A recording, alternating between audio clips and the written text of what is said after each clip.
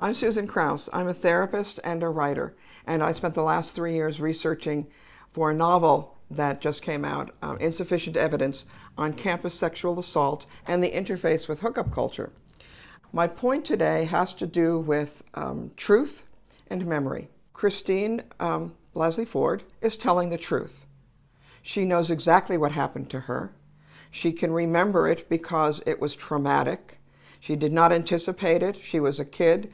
It went down to her. It's right now in her brain and it's in her bones. The smell, the feel, the fear.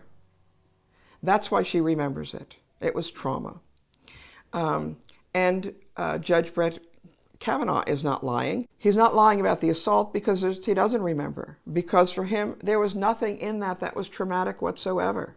It doesn't tie into sexual assault because it wasn't for him about sex. It was about, it was a game. It was about power. It was about, something it was the boys' club thing. It might not have even evolved into a rape, although it certainly felt that way to Christine, being held down with, by one man with another in the room, not being with a hand over her mouth. That would terrify any young woman. But if in their head it was a game like, well, let's get her, a stupid game, let's get her clothes off. I mean, she's walking down the hall, and the next minute she's in a bedroom, and it's locked, and she's with these two guys. She remembers. He doesn't. It was part of the boys' club culture to drink to excess, to push boundaries. The girls were not, and many times they're not people, they're objects. It wasn't Christine that was targeted, it was any girl that happened to be convenient at the time.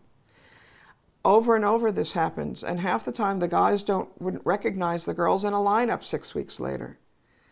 It's about this entitled male, boy, alcohol-focused culture.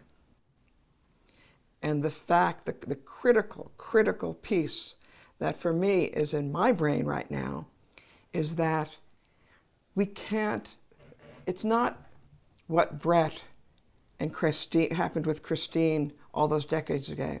It's what Brett is doing now, not as a 17-year-old, but as an adult, educated adult, informed judge and male adult. I keep going after that word, I'm sorry, adult, and denying his own history in the past, having no accountability, and saying, I never passed out. I never blacked out. I never did anything when I was drunk that I couldn't remember. That's the scary part, that the boy culture is still inside him. Thank you.